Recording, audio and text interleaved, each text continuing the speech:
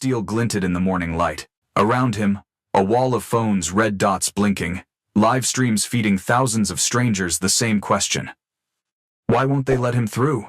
The old man stood at the gate, silent as stone. Behind the iron bars, a flag-draped casket waited. The lieutenant's voice cut sharp. Last chance. Step back, or you'll be removed. The crowd leaned closer. Some laughed. Others felt the weight of something they couldn't name. And in that breath, before the order fell, the veteran's hand moved to his chest. Not in surrender, in memory. To understand how an old man came to stand alone against uniformed guards at a funeral, we must go back. Just minutes earlier, at Greenwood National Cemetery. The iron gates of Greenwood National Cemetery rose black and slick with morning dew. Beyond them, endless rows of white stones marched across green hills like silent soldiers. Flags sagged at half-mast, their edges trembling in a faint breeze. Inside, a brass band tuned, their uneven notes echoing off marble and oak. The sound drifted outward like a warning, heavy, cold. The air smelled of cut grass, damp earth, and polished metal. Samuel Carter stood at the threshold. 86 years carved deep into his face, yet his spine held straight, as if pulled by an invisible line. His suit was dark, clean, worn at the seams. His shoes shone from care, not wealth. In his pocket, his fingers brushed a small object but did not draw it out. Sergeant Blake Jennings planted himself in front of Sam, arms crossed. The young soldier's uniform was crisp, every seam aligned. His boots thudded against pavement as he shifted stance. "This is a private service, sir. Invitation only." Sam didn't blink. His eyes drifted past the guard, through the bars, to the slope inside, where General Ethan Ward's casket waited. His voice came low, calm. "I came to say goodbye. He'd want me there." Private Cole Abbott leaned against the guard booth, a grin creeping across his face. His tone dripped with easy arrogance. "Another old vet lost on the wrong road? Happens every ceremony." Around them, mourners slowed. Black coats brushed together. Heels clicked on stone. Whispered questions rippled like low tide. Someone raised a phone. A tiny red light blinked, feeding the moment to thousands unseen. Jennings gestured sharply. "Unless you've got papers, sir, you need to step back. Public entrance is a mile that way." Irritation sharpened his voice. Sam stayed silent. The weight of it pressed harder than any argument. His hands hung at his sides, still and steady. Another voice cut through. "Problem here."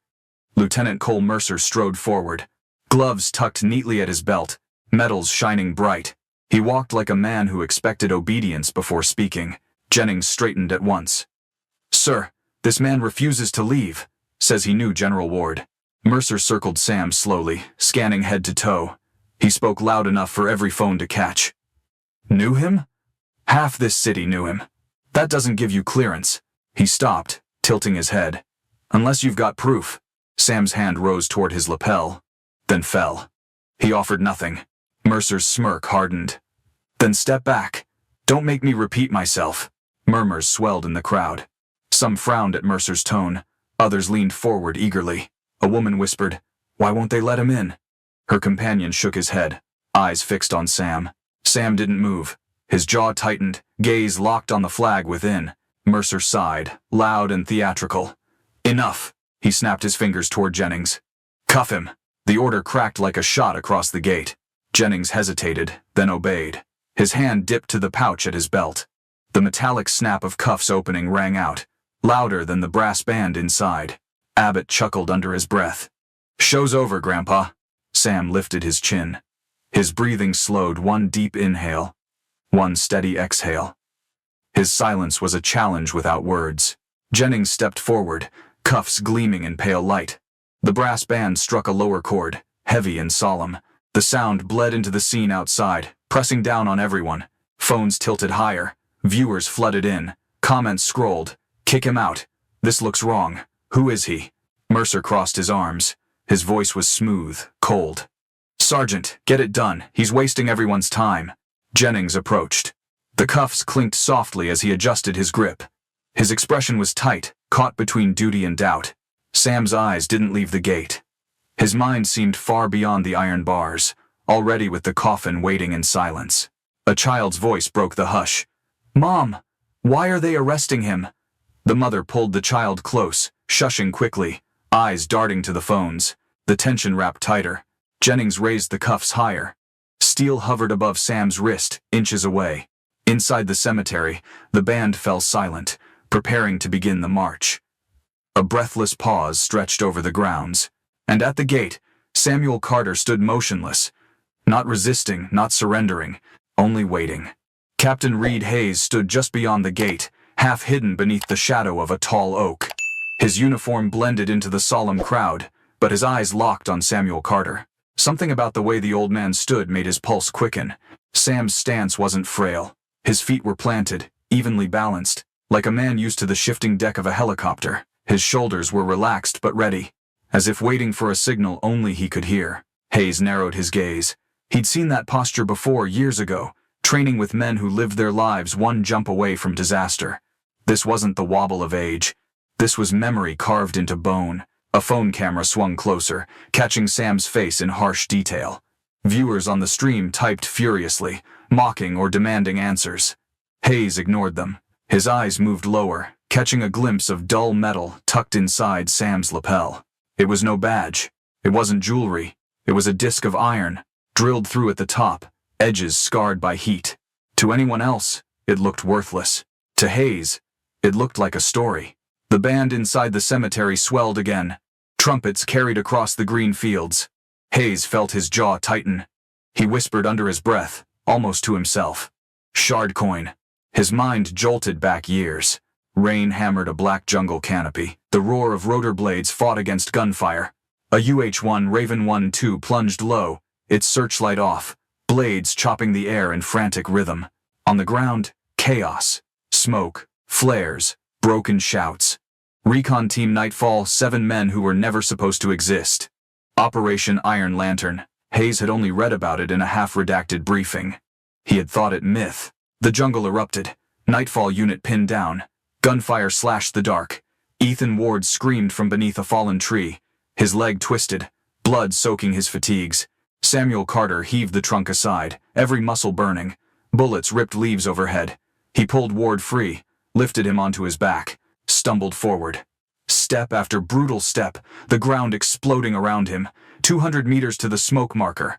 200 meters to life. The Raven 1-2 dipped under fire. Smoke flares, spitting sparks. Sam pushed through mud, boots sinking, body screaming with exhaustion. The door crew waved him in, tracers tearing past. Sam shoved Ward into the cabin, then collapsed beside him, chest heaving. The pilot screamed, "Go!" And the chopper lifted, rounds punching holes through the air. Ward pressed something into Sam's bloody palm. A jagged piece of shrapnel, edges scorched. "Keep it," he rasped. "Shape it. Carry it. If I fall before you, you stand with me at the end." Sam closed his fist over the shard. His hand trembled then. The vision flickered out. Hayes was back at the gate. Sam's lapel still pressed flat, the coin barely visible. The old man's silence was heavier now. It felt deliberate. Hayes pulled out his phone. His thumbs moved fast, typing a coded query to an encrypted contact list. 1 word, 2 question marks. Iron Lantern. No one noticed. Mercer was still lecturing, his voice raised for the crowd. Jennings hovered with cuffs ready. Abbott smirked, like it was all a show. Sam blinked once. His eyes drifted toward the horizon, as though he heard something the others couldn't. Hayes saw that look too. He'd seen it on veterans who carried more than memories, men who carried promises.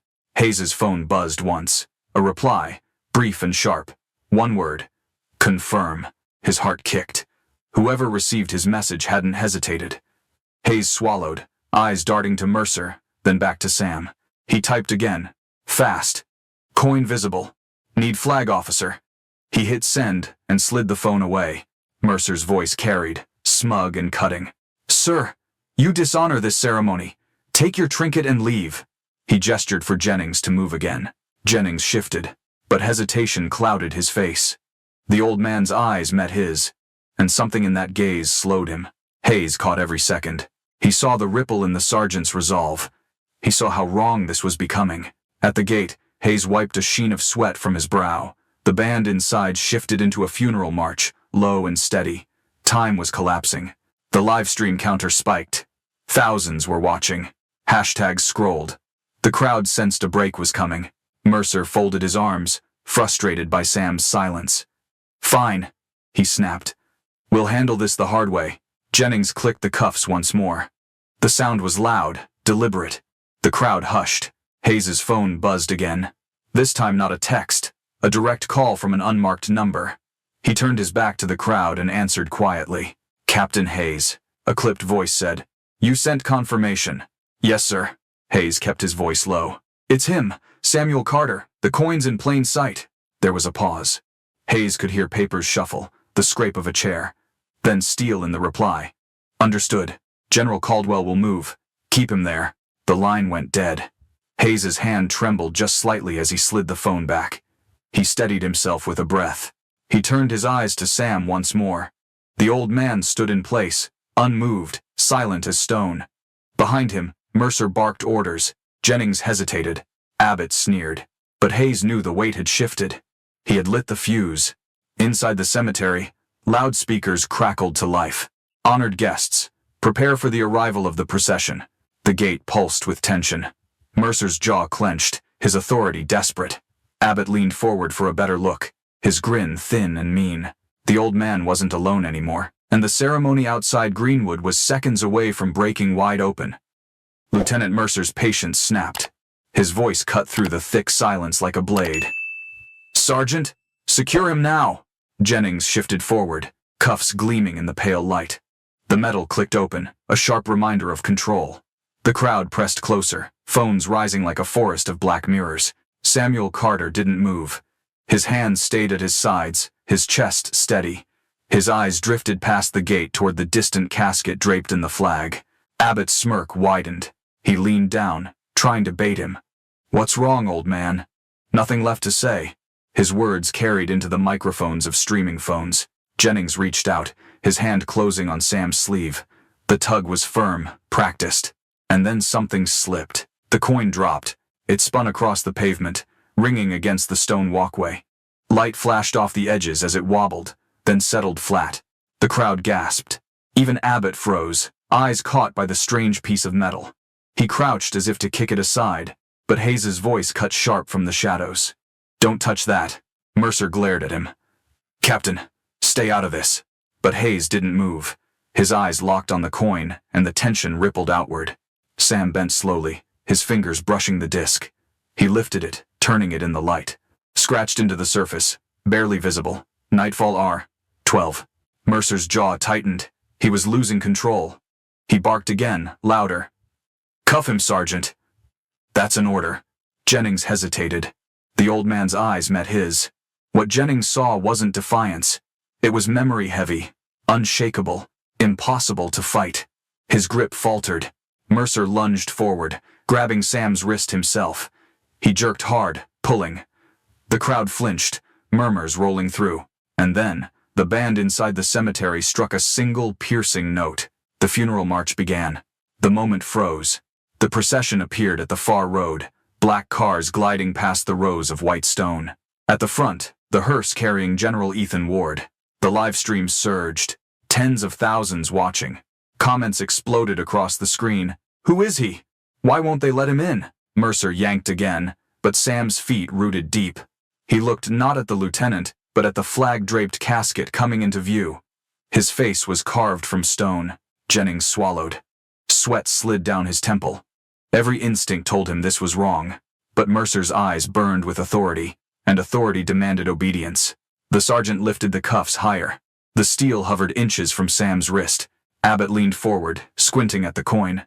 Just scrap metal, he muttered. But the uncertainty in his voice betrayed him. Inside the cemetery, the announcer's voice echoed from the loudspeakers.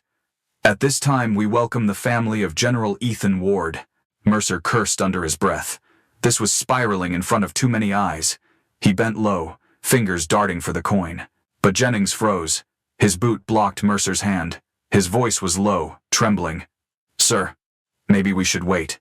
Mercer's glare could have cut glass. That's an order, Sergeant. Hayes took a step forward at last. His voice carried, strong and measured. Stand down. Mercer whirled. You don't outrank me here. No, Hayes said. His eyes flicked to the horizon. But you're about to be outranked by someone else. The air shifted. The crowd hushed. From the far side of the cemetery, movement rippled through the honor guard. Soldiers adjusted formation, their lines tightening.